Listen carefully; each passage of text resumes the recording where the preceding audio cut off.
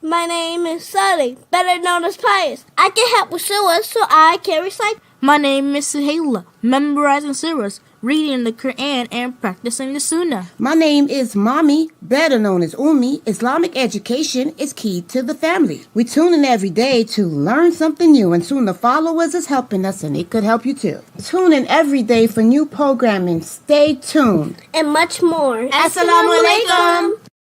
Wake up in the morning, hands and feet get wet, my Lord. Get wet, get wet, my Lord. Wet, my Lord. Wet, my Lord. Wake up in the morning, hands and feet get wet. Get ready for our conversation, deep and in depth. Obligations are serious and need to be met, so I prepare so I won't forget. Go ahead and make a good intention. Yeah, yeah. You can wrap up some good things. Yeah, make a donation to the side and go from left to make it right. Just remember and don't lose sight. Jannah is the goal. Jannah is the goal. Jannah is the goal. Hey, I got a couple questions for y'all. The first one, who is your Lord? What is your religion? Who is your prophet? Now, I know this sounds crazy, but if you're one of those people that have been trying to get information and you come across this, or even this. All right, take a listen. Assalamu alaikum. I am Sister Laila Nasheeba, the Managing Director and founder of Sunnahfollowers Online Islamic University. As you know, we have classes every day beginning at 6 p.m. Eastern Standard Time. And we cover everything from Aqidah, which is your belief system, to Seerah, which are the stories of the Prophet, Sallallahu Alaihi Wasallam, the story of the companions. Please join us every day beginning at 6 p.m. Eastern Standard Time. And we are broadcasting and streaming live on Facebook, YouTube, LinkedIn, DLive, Trovo, and Twitch. Assalamu alaikum wa rahmatullah. Proper Aqidah, Quran and Sunnah, Quran and Sunnah, Minhaj and Aqidah, actions speak louder than words, Sunnah following kids, come with me. Gotta work hard to get to heaven. Treat the people good like the prophet would. Proper Aqidah, Quran and Sunnah, Quran and Sunnah, Minhaj and Aqidah, actions speak louder than words, Assalamu alaikum. This is Yusuf and this is Ayub. And if you are benefiting like we are from the classes and the ongoing programming and tuning into the Sunnahfollowers, please donate. Let this be an ongoing sadaqah jariyah on your behalf. You're helping the kids, the conference, and everyone seeking knowledge. And it's a wealth of information every day you tune in. Don't forget, you are being rewarded for your generous donations to keep this programming on air. You know, just like what you're hearing, put your dollar where the dollar's at. Right here on Sunnahfollowers. Don't forget, donate. Right here to Sunnahfollowers and dollars out. Assalamu alaikum rahmatullahi wa barakatuh.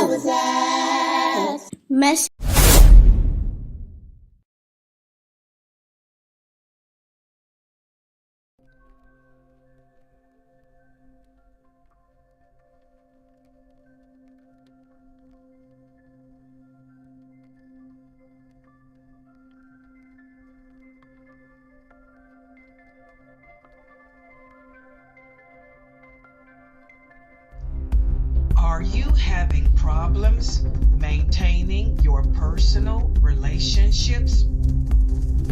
Maybe you're schizophrenic, or maybe you are the narcissist. Join Dr. Daniel Abdul Rahman McBride this Thursday at 6:30 p.m. as we discuss the self-serving left brain. Hope to see you there. Woke, woke. There are so many things going on around, you must take heed. It's been written and prophesied about, so you must believe. Not everything that glitters is gold. Pay attention as it's been told.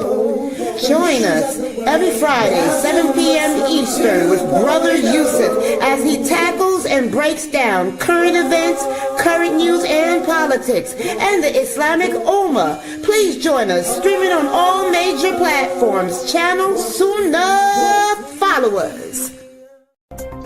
Join us this Friday at 7:30 p.m. Eastern for a special Q&A session with Brother Yusuf Zukovsky. Don't miss out on this opportunity to get your questions answered and to discuss important issues affecting our Ummah. Hope to see you there. Ina alhamdulillah, wa salat, wa salam ala wa rasulallah. I'd like to welcome everybody to our series on the Maqasidic Tafsir. And this class is based on the book written by Dr. Karim Abuzaid. For those of you who are new, I have a lot of new shahadas and also new students. For those of you who are new to my classes, please go to Amazon and buy this book today.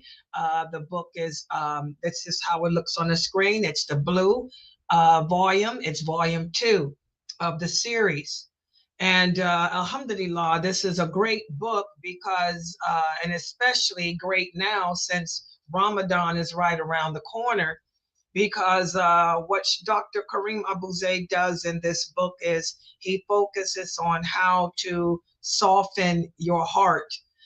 If you are have a sinful heart, you know, whenever we commit a sin, a stain attaches to our heart. That's what our prophet sallallahu alaihi wasallam said. And the more that we continue to commit sin, you know, without repenting, that stain grows. It gets darker and darker, and it ends up covering the whole heart. And a lot of the new shahadas will ask me questions like, Sister Laila, how is it that a person can be Muslim and know that something is haram but still do it? Well, that's because they have a hard heart.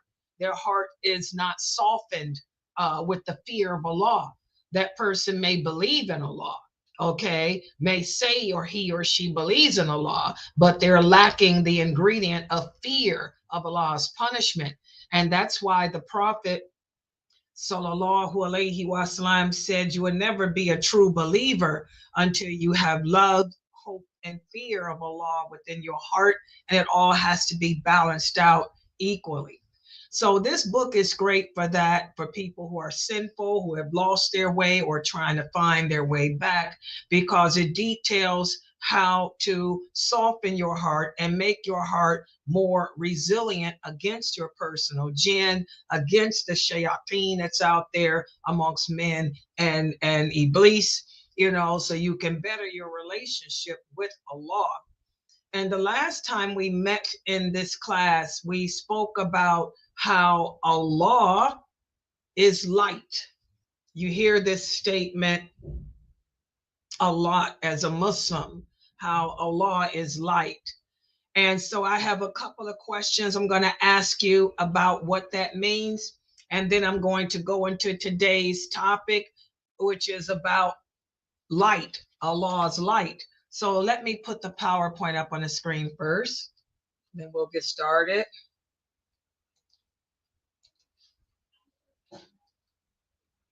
Bear with me, I'm using 4 or 5 computers here.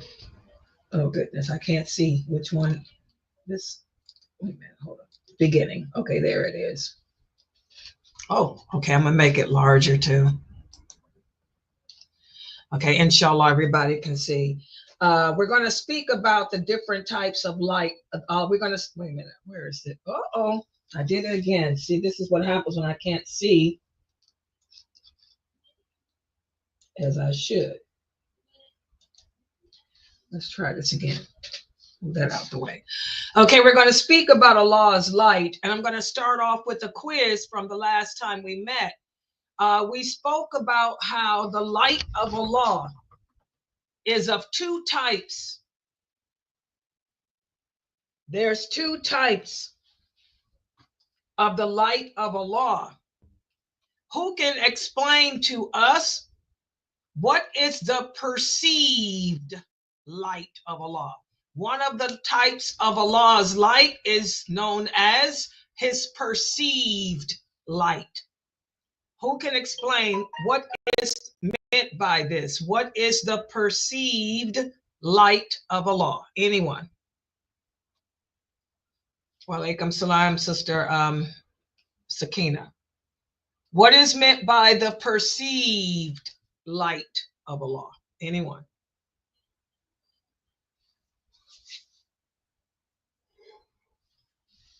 No one knows?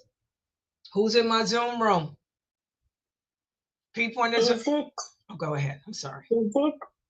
Is it like a light that, like it comes from him, but it's like a veil that it shields from his creation?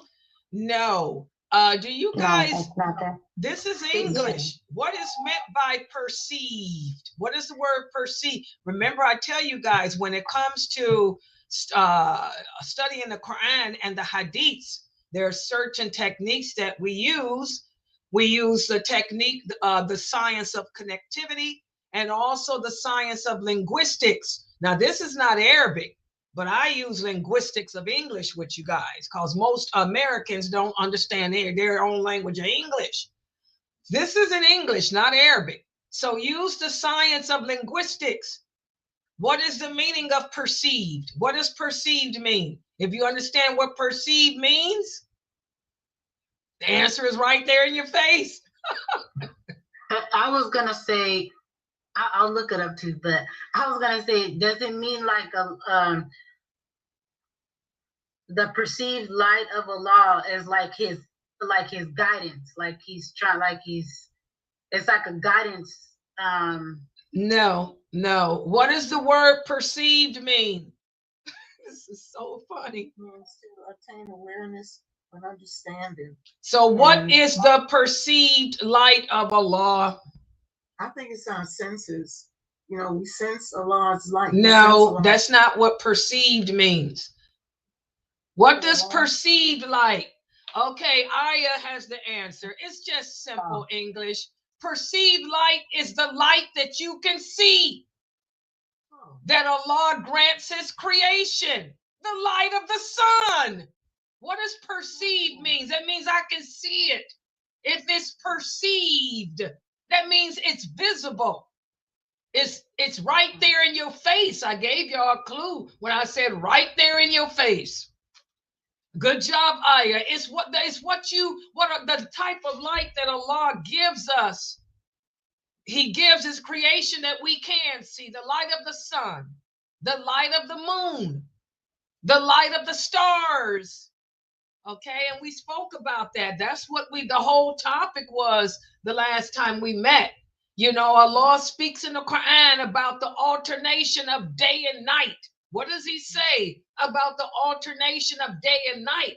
He's describing his perceived light. Who can tell us about the alternation of between day and night? The sun rises and gives us the light of the day. Then how can we perceive light at night? By the moon and the stars. Exactly, the stars light up the sky. The stars are lanterns of the sky and the moon. So the perceived light, This is the light that Allah gives to his creation that we can see. We can actually see with our own eyes.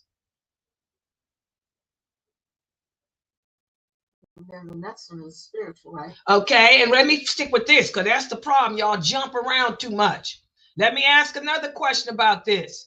Okay, so the perceived light is the light that Allah sends to the creation. Who can remember where does that light come from that we see? The light that we can see, the light that illuminates the sky, that illuminates the creation. Where does it come from? Allah's face. Say it again. The face of Allah. Okay, exactly. All of that comes from the face of Allah. The light of his face. And how is that face? The light of the face. Exactly. Good job, Sakina. You got it. Good job, Fatima. You got it. Now y'all's memory is coming up. Exactly. Good job, Aya. Good job, people on Zoom and Facebook. Good job, Facebook. Exactly. So the perceived light. This is the light that comes from the face of Allah that he uses to provide light to the creation. Everybody remember that. The light of the creation. Okay, now let's look at the next question.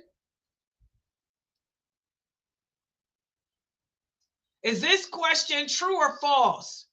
The Prophet Muhammad sallallahu alayhi wasallam is the only one besides Adam alayhi salam who has seen Allah. Is this statement true or false? The Prophet Muhammad, along with Adam, they are the only ones who have seen Allah. Is that statement true or false? False. Does everybody agree with her? False, yes. Okay, good job. Yeah, good false. job. Good job. Everybody's got that right. Good. Mr. B, good job, Mr. B. Good job, Nadia. Good job, Aya. MashaAllah, Fatima. Good job. Exactly. This is false. And you will come upon some Muslims who will tell you that the Prophet Muhammad sallallahu alayhi wasallam saw Allah when he went on his night journey. In fact, that's part of this bid'ah or this innovation that Muslims do when they call themselves celebrating the 15th of Shaban and all of that.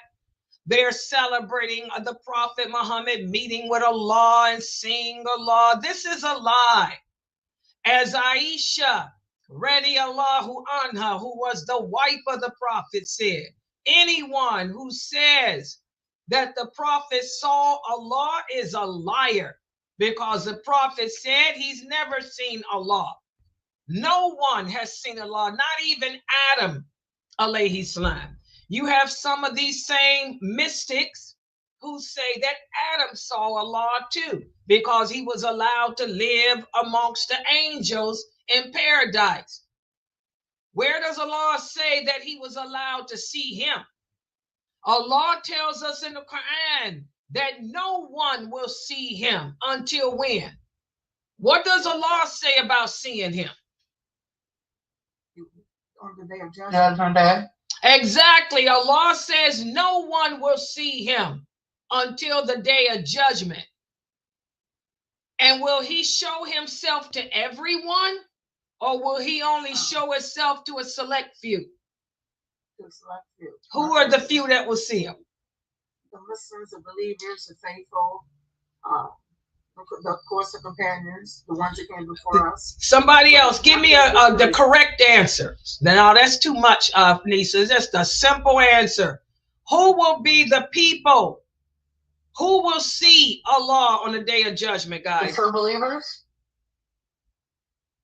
The Muslims that's in paradise. The people of paradise. The people and jinn of paradise. Okay, the people in hell will not see Allah. Only the people in paradise. Exactly. Y'all got to be specific, because there's going to be some Muslims being punished in hell for their sins. They ain't going to see Allah. Not until they're removed, unless they're removed and put in paradise. So I want y'all to be specific, because Allah is specific. He says in the Quran, that is the greatest gift of paradise. He says, shall I not tell you what the greatest thing of all is of paradise? They will get to see me. You will now be able to see me. So only the inhabitants of paradise, that's the better wording, the inhabitants of paradise. Everybody got that? All right. What about this? Last question from last week.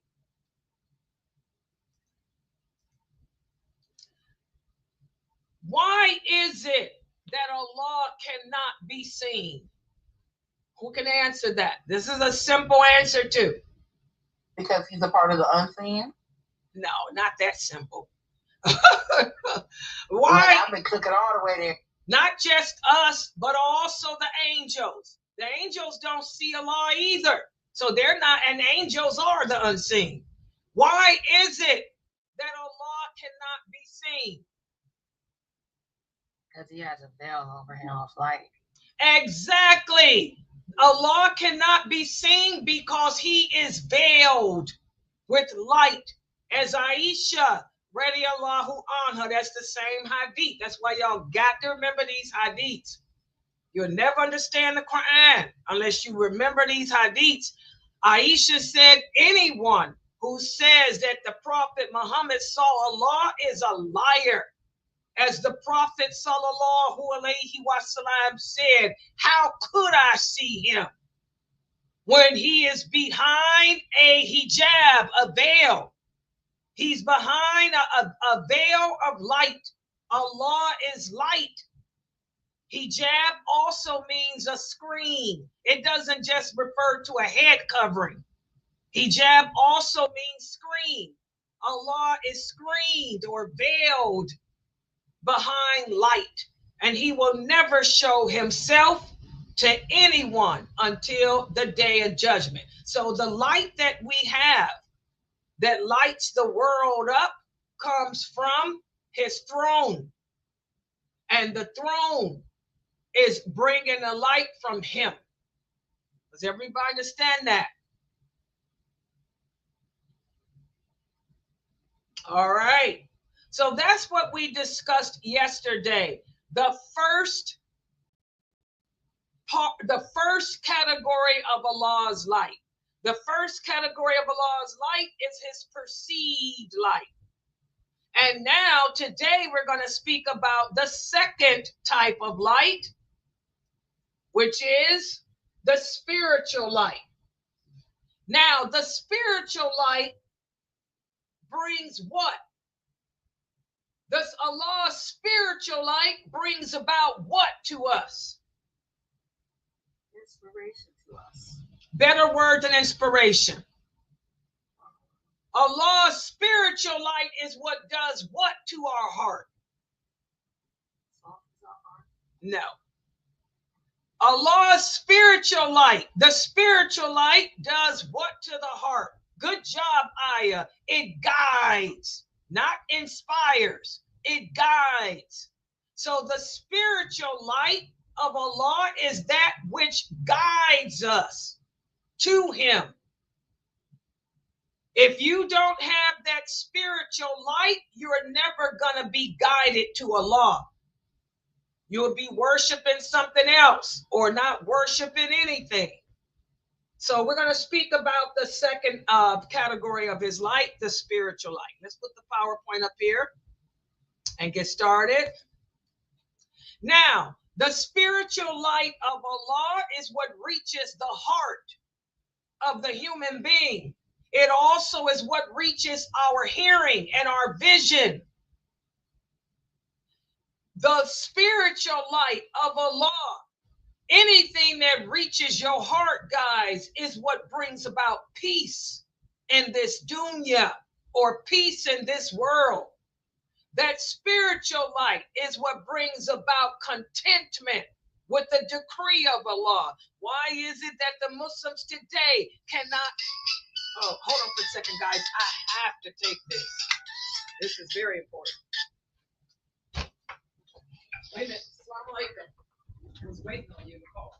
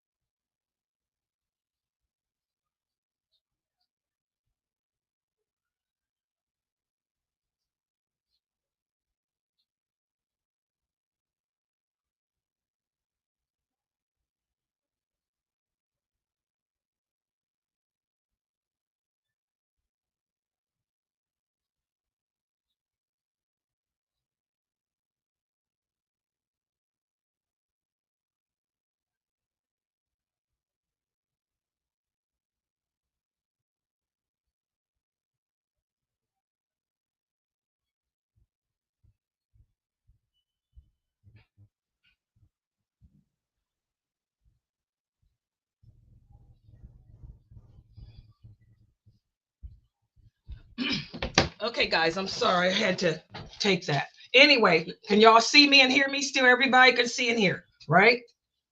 Are they in the Zoom room? Am I still logged in? Yes. Yeah, okay, good.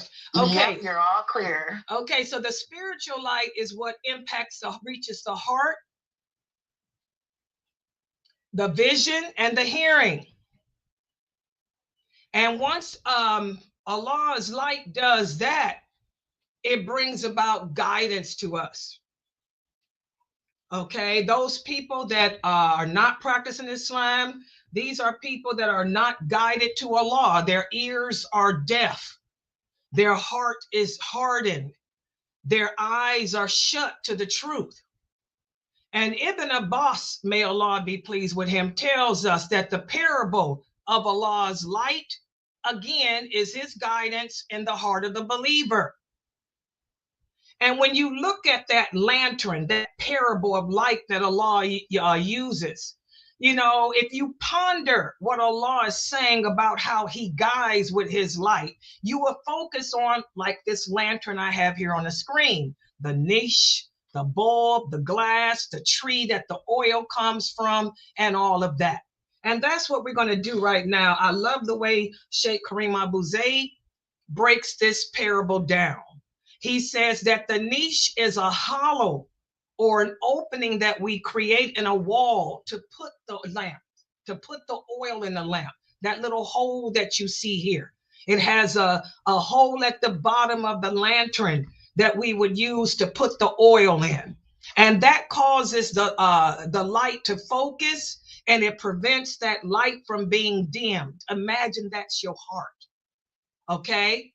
If your heart is open to the truth, you will be able to take in what Allah is saying. It won't go to the right, go to the left, and then go out of you. It'll stay within that heart, okay? And how many of us can learn the truth and then put it in our heart? That's why I tell you guys, we have to stop memorizing. A lot of you memorize what I say, but how many of you take what I am teaching and apply it to your heart? The Prophet Muhammad sallallahu alaihi wasallam detailed the difference between knowledge and understanding. He said knowledge is to simply memorize things. Understanding is to take what you have memorized and put it in your heart and act on it. So the niche in the lantern, that's the pit of your heart where whatever knowledge you obtain goes. And then you have a wick in a lantern. What's the wick? The wick is a cord that you light with a match, and it'll cause the oil that you put in the bottom, which to burn. Okay? So what happens? The knowledge that you obtain from the classes here, it goes into the pit of your heart, like oil goes into the lantern. And then it nurtures, it causes that fitra, the fitra within you. The fitra is that wick within your heart. It causes the fitra within your heart to ignite. And then when you look at the lantern, you have the covering of it, the place that houses the fire, the glass. This is the globe that houses and reflects the light, keeps the light shining, keeps the light radiant. Okay, that's the whole inside of your heart. Because your fitra has been reawakened or lit, now the whole inside of your heart feels contentment. And again, the tree, the oil is what started it with that lantern. The oil, where did the oil come from? It came from the best of trees, the olive tree. So the question now becomes, who is your tree? What tree did you get your knowledge from? Did you get it from the best tree, or did you get it from a broke down tree? Or did you get it from an imposter tree? Y'all see this? This is the parable that Allah sets for us. The knowledge in your heart, either it's going to nourish the fitra that's been litten because the knowledge is correct, the knowledge is true, or that knowledge is going to burn out, or that knowledge is of no benefit at all. So this is why this verse of the Quran is so powerful. This verse of Surah An-Nur is so powerful because the chest is what holds the heart of mankind. And the chest is our niche. Subhanallah. Subhanallah. And again, the wick is our fitra. Subhanallah. Subhanallah. And the oil is our knowledge. And the tree is the source that you got that knowledge from. Subhanallah. For the true believer, the believer's heart is a solid flesh, but it's soft. Why? Because it has the best oil entering inside its heart. It has the best oil lighting its cord, its fitra. And it stays burning because that knowledge is what's of benefit. And that's what one of the companions meant when he said, it's like a shining star, light upon light, knowledge upon knowledge. You're renourishing the fitra over and over again with the correct beneficial knowledge. And again, let's talk about the tree, which is the source of the knowledge. Allah tells us in the Quran that the tree in which the oil came from it bears fruit, which is neither Western nor Eastern. Instead, it's a tree nurtured with a balanced array of sunlight throughout the day. That's like the knowledge. The knowledge you receive, it shouldn't be of one kind. It shouldn't just put love of Allah in your heart. It shouldn't just put fear of Allah's punishment in your heart. It should put balance, love, hope, and fear. Listen to what Ibn Abbas said. He said, this is a tree in the desert, which is not shaded by any other tree. It's not shaded by a mountain or a cave. Nothing covers it. And this is the best for its oil. That's the unadulterated true knowledge. That's the knowledge that's taken directly from Allah, what he said and what the prophet said and understood as those original companions understood it to be. Do you guys understand? So this is why we tell you to be careful.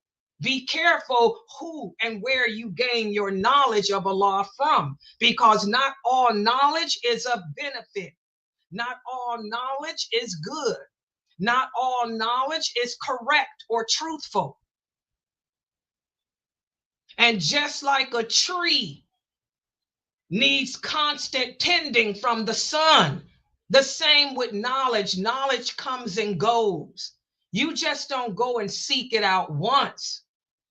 You just don't go and seek out the knowledge once, guys. You have to be regular and consistent in seeking out the knowledge and use it on a regular basis to nurture your fitra.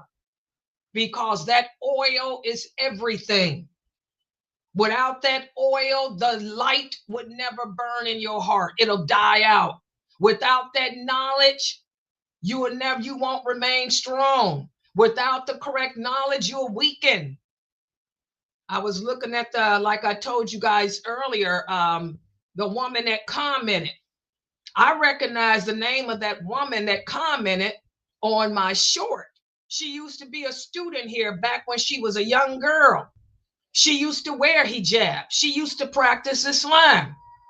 Okay? In fact, she used to belong to Sheikh Atli's Majlis. But I clicked on her Facebook page and she has no hijab on now. She doesn't look like she's living Islam at all. Her light burnt out. She didn't get the oil. She wasn't consistent in nurturing her heart She let the oil become dried out. She let the fitra burn out. You have to be consistent with seeking knowledge of this religion, guys. Otherwise, your faith will diminish. And that's why we say, Allah says, that's why Allah says in the interpretation, the meaning that he guides whomever he wants to his light. What does that mean? That doesn't mean that Allah chose for you to be a kafir. That doesn't mean that Allah chose for you to be in hell. It means that Allah knows those who are sincere. As the Prophet sallallahu alaihi wasallam said, Allah created his creation in darkness and he cast his light upon them. So whoever is touched by that light is guided, and whoever is not touched by it goes astray. And for this reason, I say that the pen has dried with Allah's knowledge. Subhanallah, subhanallah. So Allah sets forth parables like this for us to learn from. Okay? All of us were created upon the same fitra. All of us were created upon the same fitra. Light upon light. Some of us tend to our fitra. We continue with the journey to try to get closer to Allah. We continue on the journey of seeking knowledge. We continue the journey of nourishing our hearts. But then some of us may do it and then stop and fall to the wayside, and some of us just don't do it at all. So Allah didn't choose it for you to be a kafir or to be a person of the hellfire. You chose it yourself because you chose to reject his light, his spiritual light. Okay, I'm going to stop right here. Subhanakallahumma wa bihamdika ashhadu an la ilaha illa anta astaghfiruka wa atubu ilaik. Are there any questions or comments? Any questions or comments? Did this make sense? This beautiful parable that yes, absolutely, it makes sense. You explained it so well. Thank you. Yeah, this is why as Daya we use this parable with the Muslims, because it's everything. It's everything. If you ponder this parable and understand its meaning, it's everything. It'll cause you to think twice about disobeying Allah. It'll cause you to think twice, about denying what he says and rejecting what he says, like a lot of these Muslim women are doing today. You want to reject the hijab. You want to deny the hijab and all of that. Any other comments? Okay, I want to remind everybody that on Thursday we have Dr. McBride's lecture on the left brain, and this is going to be great for those of you, all of us preparing for Ramadan. And also on Friday, Brother Youssef's special edition of what's the issues that are impacting us as an ummah. Make sure that everybody is here, for both of those classes. Subhanakallahumma wa bihamdika ashhadu an la ilaha illa anta astaghfiruka wa atubu ilaik.